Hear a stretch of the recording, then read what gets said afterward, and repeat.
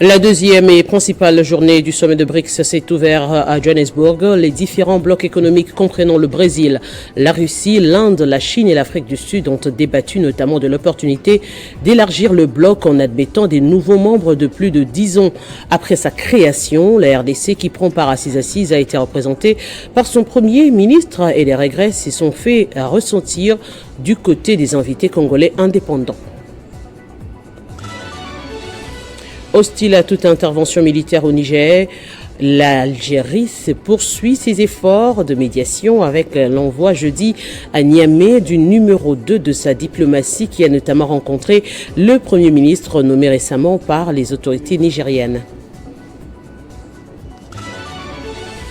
Pour les éliminatoires de la Coupe d'Afrique de Nations Côte d'Ivoire qui se jouera en 2024, la RDC affronte le Soudan ce 9 septembre. 27 joueurs sélectionnés par De Sabre, Silas, Gédéon, Kaloulou et Bakambou figurent sur la liste dévoilée ce jeudi en conférence de presse. Bienvenue dans ce journal. Le sommet de BRICS a accueilli ce jeudi 6 nouveaux membres, parmi lesquels les pays africains tels que l'Éthiopie et l'Égypte, réunis à Johannesburg. Ce bloc qui produit le quart de la richesse du globe. Ce groupe de 5 grimpe en influence sur la scène mondiale. La RDC, elle, a été représentée par son Premier ministre et des regrets se sont fait ressentir du côté des invités congolais indépendants.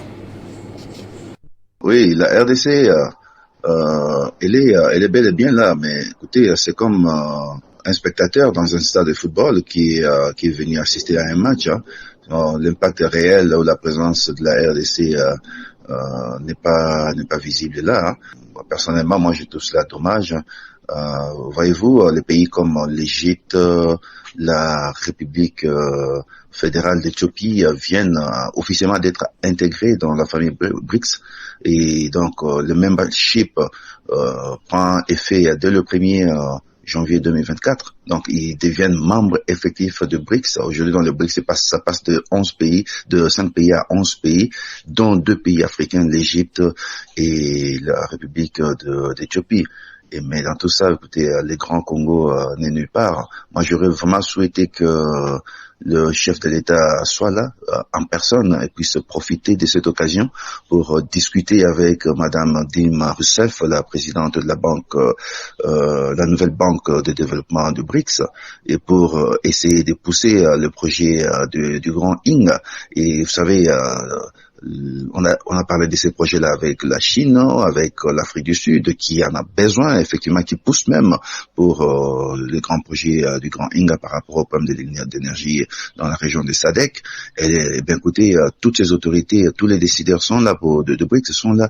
Et si les chefs de l'État étaient là, ça pouvait être vraiment une occasion pour pouvoir essayer en bilatéral de discuter avec Madame la présidente de la nouvelle banque de développement et pourquoi pas avoir encore un tête-à-tête avec soit le président Ramaphosa ou le président Xi de la Chine ou de l'Inde et tout ça, mais écoutez même c'est pas le cas.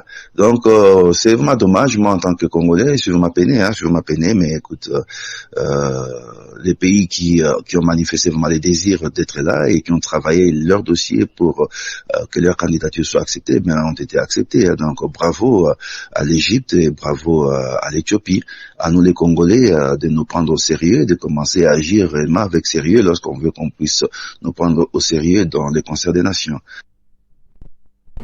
Publication des résultats d'examen d'État édition 2022-2023. Aucune irrégularité dans la correction et la publication des résultats, affirme l'inspection générale de l'enseignement primaire, secondaire et technique. Le lycée Toyokana s'est rendu compte de son erreur après l'entretien accordé par le préfet au sortir de l'audience.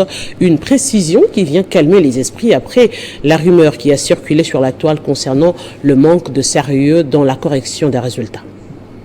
L'inspecteur général de l'enseignement primaire a accordé une audience à la sœur préfet du lycée Boyokani. Les responsables de cette école s'étaient plaints du sérieux dans le travail des corrections et publication des résultats de l'examen d'État de cette année, après quelques irrégularités qu'ils avaient constatées. Bon, plus de peur que de mal, le processus d'introduction d'un recours, c'est dans toutes les évaluations au monde.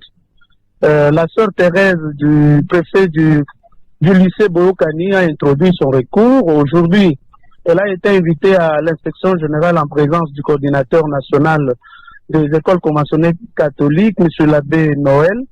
Et ils se sont rendus compte que le code qu'ils introduisaient, c'était le code de 2022 et non le code de 2023. Elle a même consulté son école, a des résultats. Et en conséquence, c'était tout simplement une irrégularité, la précipitation pour rien, le fait d'avoir introduit les recours. Les responsables de la communication du cabinet du ministre Tony Mwaba expliquent ici les raisons du faible taux de réussite cette année 2023. Pour réussir à l'examen d'État, il faudrait que vous ayez plus de 50% dans les matières principales. Par exemple, vous êtes de la littéraire, latin, philo, donc il faudrait que vous ayez réussi avec au moins 50% et d'autres critères qui entrent en ligne des jeux. Deuxième raison qui peut avoir justifié le peu de réussite, c'est le fait que cette fois-ci, on fait les examens par gamme. C'est-à-dire les examens d'État qui se trouvent au niveau de Moamba, ce ne sont pas les mêmes items qui se trouvent à la Funa ou qui se retrouvent dans la province de l'Ituri. Le Parti lumumbiste unifié a célébré le 22 août 2023 son 59e anniversaire d'existence.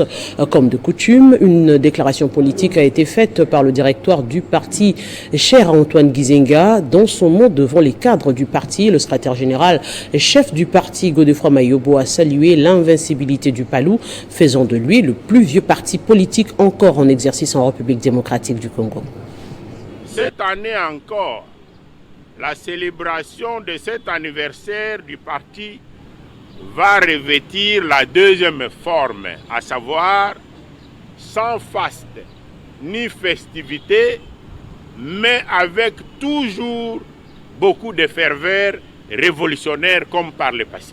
Pour nous, membres du Palou, les commémorations constituent des sortes d'arrêts d'étape pour évaluer le chemin parcouru, les obstacles et défis surmontés, les victoires engrangées et les objectifs invariants à atteindre.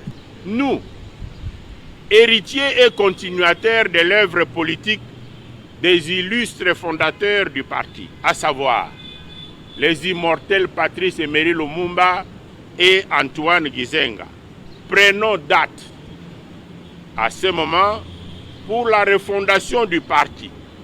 Refondation basée sur ses origines, sa nature politique et son corps de valeurs et convictions de gauche en faveur du peuple, tel que nous légués par ses pères fondateurs. Que ce 59e anniversaire survient dans une année électorale au pays et dans un contexte particulier dans le monde en général et en Afrique en particulier.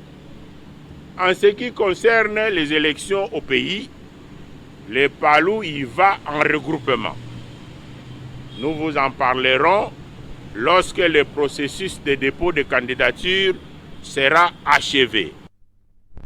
Et lors d'un point de presse tenu mercredi, le Congrès national congolais a réaffirmé sa position au sujet de son candidat pour la présidentielle. Ce sera bien Félix Tshisekedi et ce, peu importe qu'il postule sur la liste UDPS. Le CNC a également salué le travail de la CENI qui est satisfaisant à son avis jusqu'à l'heure actuelle. Alors que la CENI appelle les candidats présidents de la République à déposer leur dossier déjà au début du mois de septembre, le Congrès national congolais, parti cher au leader majeur Pius Mobilou, a tenu à fixer l'opinion sur sa position inchangée depuis le début de cette aventure. Dans un point de presse animé ce mercredi au siège de son parti politique alimenté par le président ad interim, le CNC, un des premiers partis à avoir rejoint l'Union sacrée, a clairement fait savoir que son candidat président de la République n'est nul autre que le président Félix Tshisekedi. Candidat du 9 mai 2021, alors que les uns et les autres hésitaient encore, ces militants et cadres réunis autour de leur leader majeur, Excellence Pius Mokala, avait désigné son Excellence Félix Antoine Tshisekedi Tshilombo comme candidat à la prochaine présidentielle. Au-delà de la bataille présidentielle, le CNC de Pius Mwabilou a aligné le maximum des candidats possibles à tous les niveaux pour accorder la majorité à Félix Tshisekedi pour qu'il ne perde pas une seule minute lors de son deuxième mandat une fois acquis. Et ce, même s'il se présente sur la liste du PS. Le fait de se présenter sur la liste de l'UDPS, ce n'est qu'une expression de la démocratie. Parce que il a été élu sur la liste de l'UDPS. Et aujourd'hui, accepter ce vote face, c'est cracher sur la mémoire des ministres disparus. Et c'est ce qui doit mener bas. Face à la presse, Meshak Mandefou a également félicité et encouragé la CENI pour le travail abattu jusque-là. De l'avis du Congrès national congolais, les bases sont bien posées pour l'aboutissement d'un processus électoral heureux. Et la présidente de la Ligue nationale des femmes du mouvement de solidarité pour le changement, Frida Mouchi, a passé une semaine entière dans le Congo central. Objectif, évaluer et motiver les prétendants candidats aux élections de décembre 2023 à tous les niveaux.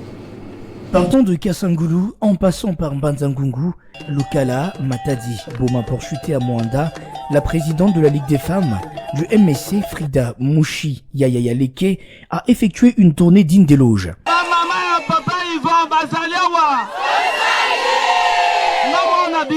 Outre la motivation de candidat, le périple de Frida Mouchi s'est aussi inscrit dans les cadres de la redynamisation du parti au Congo central, la mise en place de stratégies électorales et apporter lumière sur les regroupements politiques créés en cette période électorale, dont AAAP, AMSC, AE et A2R.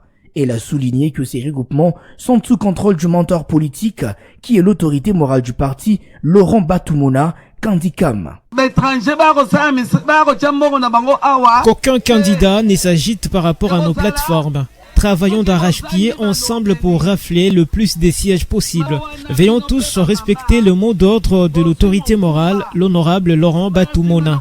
Un accueil chaleureux lui était réservé partout elle passait par le responsable de chaque fédération du MSC Congo Central, ainsi que le membre du parti, pour qui la victoire du MSC, tout en raflant un bon nombre de sièges à l'Assemblée nationale et aux assemblées provinciales, reste la mission leur confiée par le président provincial du MSC Congo Central, Sitango Machadrak, tout en demeurant du bon côté de l'histoire avec Félix Tshisekedi, le président de la République.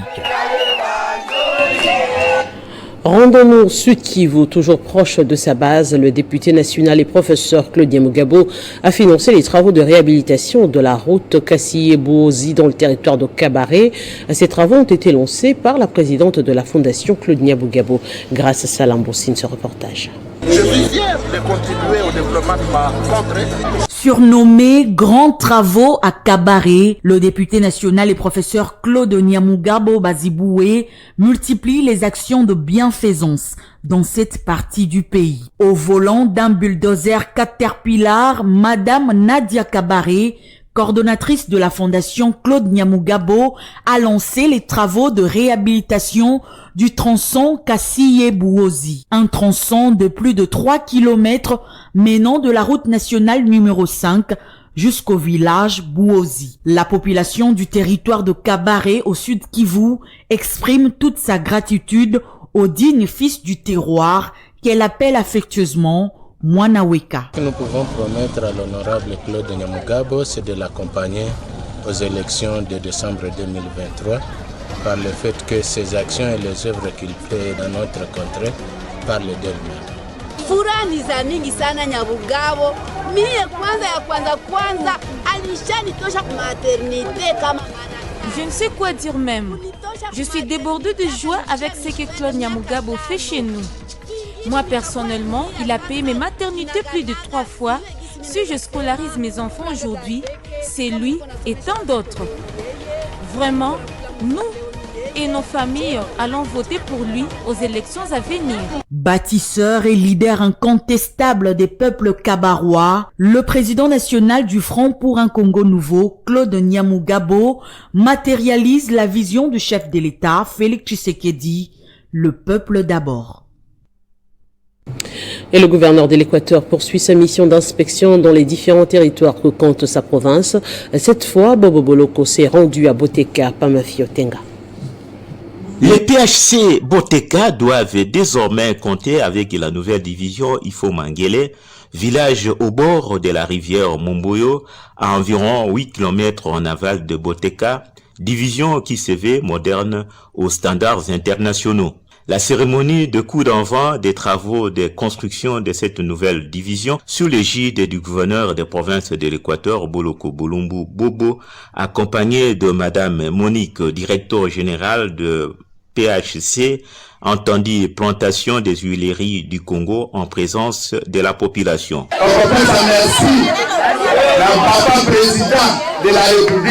Le gouverneur Boloko a visité 2 divisions parmi les 5 existantes qui composaient jusque-là le PH Boteka. Après les divisions, le gouverneur a clôturé la journée à l'usine des huileries de Boteka. Et également les encourager à la discipline et au respect de l'outil industriel, mais également au respect du travail en plantation. Moi, je ne m'attendais pas à ça. Parce que depuis 2018, nous, on avait l'idée de fermer cette usine. Avant de reprendre l'avion pour regagner Mbandaka, dans un meeting populaire au stade de Boteka, sensibiliser les communautés villageoises sur la bonne relation qui doit exister entre elles et la compagnie PHC, mais aussi sur le respect des biens de celle-ci. Et puis le président du conseil d'administration de la régie des voies aériennes séjourne depuis ce jeudi dans la ville de Goma. Trifon Kinké Moulumba est dans cette partie du pays pour se rendre compte du fonctionnement de la RVA dans la province du Nord Kivu et écouter les agents et cadres de ce service pour l'amélioration de leurs conditions de travail. Pachiko Kavundama. Arrivé jeudi au chef-lieu de la province du Nord Kivu, le président du conseil d'administration de la régie des voies aériennes a été accueilli par les agents et cadres de la RVA Goma, avec à la tête le commandant de l'aéroport international de Goma Delphin Moussolé. Le professeur Trifon Kinkei Moulumba vient dans la ville volcanique pour une mission précise. Il y a environ un mois, qu'une nouvelle équipe du conseil d'administration a été mise en place à la tête de la régie des voies aériennes. Aussitôt après, nous avons entrepris une visite d'inspection des infrastructures aéroportuaires, du patrimoine foncier de la RVA.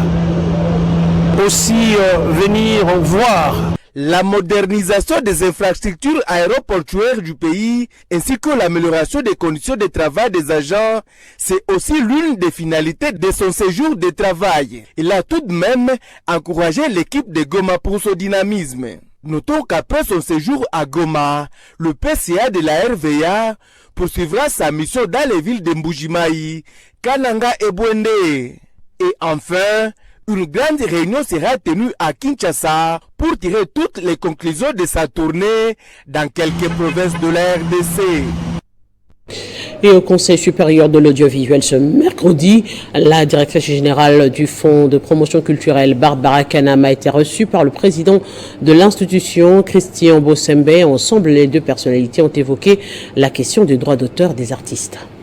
Reçu au rez-de-chaussée des dignes honneurs rendus à son rang de directeur général du Fonds de promotion culturelle avant cette accolade plutôt amicale avec le président du Conseil supérieur de l'audiovisuel congolais. Les échanges paraissent plutôt conviviaux avant d'entrer dans les vifs du sujet en tête-à-tête entre la patronne du FPC et Christian Bossembe du CESAC. La presse est appelée à se retirer puisque la problématique au sujet de la paye de la redevance audiovisuelle place ces 2 personnes autour d'une table pour des solutions appropriées. Stratégie arrêtée, compromis trouvé, Barbara Kanam aura aussi droit à une visite des installations de cette instance de régulation des médias. Face à la presse, Christian Bossembe prononce quelques mots. Les médias qui véhiculent et la publicité et le contenu sont d'une certaine mesure des assujettis. Et que donc nous, au niveau du CESAC, nous devons aider le fonds à très bien s'organiser, à très bien percevoir c'est vrai, les termes taxes dérangent toujours, mais c'est pour finalement la survie du secteur. Satisfaite, la directrice générale du Fonds de promotion culturelle martèle sur l'objet de cette rencontre. Nous savons que le Fonds de promotion culturelle, justement, a besoin de moyens pour pouvoir accomplir ces missions, ces multiples missions qui sont d'accompagner, de soutenir, de financer les activités culturelles sur toute l'étendue de la RDC. C'est un grand défi et donc nous sommes venus solliciter son implication en tant qu'organe de contrôle afin que nos redevables puissent s'acquitter de leur redevance. L'affaire est close entre la Sofidé et M. Chidimpanchi Barthélémy.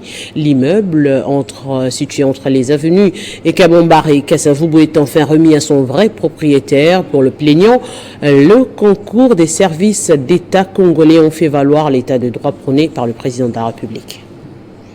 L'affaire qui opposait la société financière de développement Sofidé contre Chidimpanchi Barthélémy vient de trouver la solution durable. Puissant sa force dans l'article 3 de la loi numéro 8 du 18 juillet 2008, l'implication de la ministre du portefeuille Adel Kaïnda s'est fait sentir dans ce dossier pour faire respecter l'état de droit prôné par le chef de l'État Félix-Antoine Tshisekedi. Enfin, Chidimpanchi Barthélémy, chef des établissements Papa Sola, a été déguerpi par le huissier mandaté par la cour d'appel de Kinshasa-Gombe. Cette ex-propriété de l'immeuble situé à l'angle des avenues Kabambar et Kasavubu de la commune de Kinshasa a subi une expulsion forcée en défaut de remboursement de ses engagements contractuels, ainsi que toutes les personnes résidentes dans cet immeuble. Signalons que Chidimpanchi Barthélémy, dit Papa Sola, avait sollicité et obtenu de la Sofidé SA en 2015 un prêt de $329 000 américains rémunéré au taux d'intérêt conventionnel de l'ordre de 14% par an et remboursable sur 3 ans et 9 mois, dont 6 mois d'utilisation et de grâce. Les impayés très remarqués se sont fait sentir. Son silence envers la Sofidé SA a remis la force à la loi. La parfaite mutation a été faite par le soin du conservateur de titres immobiliers du ressort en avril 2021 en faveur de la Sofidé SA, entreprise du portefeuille de l'État congolais. Il est de notoriété publique que M. Chidimpanchi Barthélémy, malheureusement pour lui et pour le sien, la parfaite mutation a été faite par le soin du conservateur de titres immobiliers du ressort en avril 2021 en faveur de la Sofidé SA, entreprise du portefeuille de l'État congolais. Il est de notoriété publique que M. Chidimpanchi Barthélémy, malheureusement pour lui et pour le sien, est surendetté auprès de plusieurs institutions bancaires et en difficulté d'honorer ses engagements contractuels. Et la Sofidé SA n'est donc pas la seule créancière à la poursuivre. Duralex, Cedlex. Et dans le cadre de la promotion de la jeunesse estudiantine, les expositions des universités de la RDC ont été lancées officiellement ce jeudi dans l'enceinte du Musée national. Ce projet entrepreneurial a pour but de mettre en valeur la contribution des jeunes en général et des étudiants en particulier pour le développement et l'émergence de la République démocratique du Congo. Cette 7e édition qui a débuté ce jeudi prendra fin le samedi 26 août de l'année en cours. Elle est placée sous les thèmes la jeunesse au centre du développement de la RDC, entrepreneuriat comme moteur de développement. Plusieurs personnes ont pris part à ce premier jour, parmi lesquelles le ministre de la Jeunesse Yves Bonkulu Zola, le DG du Fonds spécial pour la promotion, l'entrepreneuriat et l'emploi des jeunes. C'est un message de fierté aux organisateurs qui sont de jeunes, c'est pour la 7e fois qu'ils tiennent cet événement qui est un événement de promotion de la jeunesse mais aussi de l'entrepreneuriat. C'est un message d'espoir et d'encouragement à tous ces jeunes entrepreneurs qui démontrent que le jeune Congolais peuvent participer efficacement au développement de leur pays. L'exposition des universités de la RDC est une initiative qui vise à lutter contre les chômages par la création des entreprises, un projet, un événement qui met en valeur la contribution des jeunes en général et des étudiants en particulier pour le développement de la RDC par la réalisation des projets innovants. C'est que c'est chaque année que nos universités produisent près de 10 000 diplômés. On a plus de 8 000 qui sont des chômeurs. Alors il faut lutter contre ces fléaux qui rongent déjà la République démocratique du Congo. C'est pourquoi nous voulons initier l'esprit entrepreneurial dans les étudiants congolais dès l'université. Ce lancement de la 7e édition des expositions des universités de la RDC s'est déroulé au Musée national. Et pour assurer la campagne de communication et de sensibilisation sur l'eau, l'hygiène et l'assainissement, une mission du projet de renforcement des infrastructures socio-économiques de base dans la zone centre de la RDC prise s'est rendue dans les provinces du Kasaï, Kasaï central. Objectif, former les leaders communautaires sur la gestion durable du système des mini-réseaux d'eau potable construits dans le cadre du projet prise avec le financement de la BAD. À quelques mois de la fin de la première phase du projet prise, l'heure est à la sensibilisation et à la formation des leaders communautaires sur la gestion durable des systèmes des mini-réseaux d'eau potable installés dans la province du Kasaï et Kasaï central. 10 experts, dont 5 nationaux et 5 provinciaux, ont mené cette mission avec un professionnalisme avéré dans les territoires de la province du Kasaï et Kasaï oriental. Des Kananga en passant par Demba, Benaleka, Mweka, Ilebo et Mapangu dans les Kasaï, la délégation a laissé des empreintes indélébiles. Nous avons pensé qu'il faut aller vers la communauté pour leur parler de l'eau qu'on a construit, comment gérer ces ouvrages-là qui ont coûté des milliers de dollars, comment les conserver pour longtemps, comment est-ce qu'ils doivent utiliser cette eau. Sur les plans sanitaires, l'accent est mis sur l'utilisation de l'eau, l'hygiène et l'assainissement. Pour eux, c'est un don, on leur donne et la personne qui donne doit continuer à entretenir et à maintenir. Pendant plus de 11 jours, la délégation conduite par Bassinsa Siki Benoît, expert national du projet prise, s'est rendu compte de la nécessité d'une sensibilisation permanente en faveur des bénéficiaires. Avec la sensibilisation, ils peuvent facilement comprendre que non, si ces œuvres sont vraiment construites, c'est au profit de la population et non pas au profit du projet qu'il a construite. À l'issue de ces échanges fructueux entre les bénéficiaires, les leaders communautaires et les projets prise, un chronogramme d'activité a été élaboré pour une bonne appropriation des ouvrages par les différentes communautés. Et dans l'actualité panafricaine, hostile à toute intervention militaire au Niger, l'Algérie poursuit ses efforts de médiation avec l'envoi jeudi à Niamey du numéro 2 de sa diplomatie qui a notamment rencontré le Premier ministre nommé récemment par les autorités nigériennes. Ce déplacement constitue une étape supplémentaire dans les efforts inlassables déployés par le pays de Abdelmajid Tebboune pour régler de manière pacifique ce conflit. Lounes Magraman a rencontré le Premier ministre nigérien Ali Mahaman Lamine Zein en présence de plusieurs membres de son gouvernement. Le ministre de la Défense Salifou Modi, des Affaires étrangères Bakari Yaou Sangaré et de la Justice Aliou Daouda. Hier, mercredi, c'est le chef de la diplomatie algérienne, Ahmed Attaf, qui avait entamé une tournée des discussions dans 3 pays de la CEDEAO, notamment le Nigeria, le Bénin et le Ghana, sur mandat du président algérien Abdelmajid Tebboune pour des consultations sur la crise au Niger et les moyens d'y faire face. Cette série de déplacements est une étape supplémentaire dans les efforts continus déployés par l'Algérie pour contribuer à une solution pacifique à la crise au Niger, évitant à ce pays voisin et frère selon l'Algérie et à toute la région un accroissement des risques. La diplomatie algérienne a un long passé de médiation ou tentative dans le règlement de nombreux conflits. La diplomatie algérienne a un long passé de médiation ou tentative dans le règlement de nombreux conflits internationaux. Le président Tebboune a fait savoir les 6 août dernier qu'il refusait catégoriquement toute intervention militaire extérieure au Niger qui représente selon lui une menace directe pour l'Algérie. Pour le président algérien, il n'y aura aucune solution sans l'Algérie. Plus grande nation d'Afrique, l'Algérie qui partage près de 1000 km de frontières avec le Niger est limitrophe de 2 pays en proie à des crises profondes, le Mali et la Libye. On revient au pays pour parler sport, plus précisément le football. Les 27 léopards qui affronteront le Soudan lors de la 6e et dernière journée des éliminatoires de la CAN 2023 sont déjà connus. Le sélectionneur et manager des léopards a fait appel à 3 gardiens de but dont Lionel Passy et qui a fait un excellent match contre le Gabon. 8 défenseurs composent la liste de Sébastien Desabre. Le manager des léopards a ajouté un nouveau visage dans son effectif au milieu de terrain. Il s'agit de Charles Piquel. Et en attaque, on retrouve les habitués Chancel Mbemba, Fiston Mayele, Wissa Yohane, Aldo Kaloulou et Jackson Moulika. On écoute Desabre. Si on se qualifie à la CAN, je dis bien si, parce qu'il y a un match à jouer, il faudra être bon, ça pourra laisser quand même un mois et demi, peut-être 2 mois, de vivre ensemble, de s'entraîner ensemble, de former une équipe ensemble de janvier à février. Et ça, pour un coach, pour les qualifications de la Coupe du Monde, c'est aussi quelque chose de positif.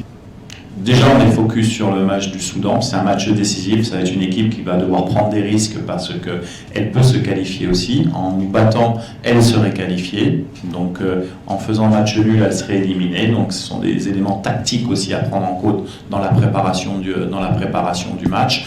On sait ce qu'on a à faire. On va bien préparer le plus sérieusement possible. On va parler que de ce match du Soudan. Et puis après, on verra ce qui se passe. On est extrêmement content de jouer au stade des Martyrs parce que ça fait un petit moment que la sélection nationale n'a pas fait un match à Kinshasa. Comme on était très content d'aller à Lubumbashi pour le match de la Mauritanie parce que ça permettait également d'être dans un autre contexte et de pouvoir faire voyager l'équipe nationale. Aujourd'hui, c'est à Kinshasa, c'est quelque chose que je voulais, voilà, pareil, le président de la République, le ministre, le président de la Fédération voulaient également. Tout a été mis en œuvre pour qu'il soit homologué avec beaucoup de travail de tout le monde. Allez, place à présent, rappel des principaux titres. La deuxième et principale journée du sommet des BRICS s'est ouverte à Johannesburg. Les dirigeants du bloc économique comprenant le Brésil, la Russie, l'Inde et la Chine, mais aussi l'Afrique du Sud, ont débattu notamment de l'opportunité d'élargir le bloc en admettant des nouveaux membres plus de 10 ans après sa création. La RDC qui prend part à ces assises a été représentée par son Premier ministre et des regrets se sont fait ressentir du côté des invités congolais indépendants. Hostile à toute intervention militaire au Niger, l'Algérie poursuit ses efforts de médiation avec l'envoi jeudi à Niamey du numéro 2 de sa diplomatie qui a notamment rencontré le Premier ministre nommé récemment par les autorités nigériennes. Et en sport, pour les éliminatoires de la Coupe d'Afrique des Nations Côte d'Ivoire qui se jouera en 2024, la RDC affronte le Soudan le 9 septembre prochain. 27 joueurs sélectionnés par des sabres. Silas, Gédéon, Keloulou, Bakambu figurent sur la liste dévoilée ce jeudi en conférence de presse. Merci de votre attention soutenue. Ce journal est terminé. On se retrouve très prochainement avec le même plaisir.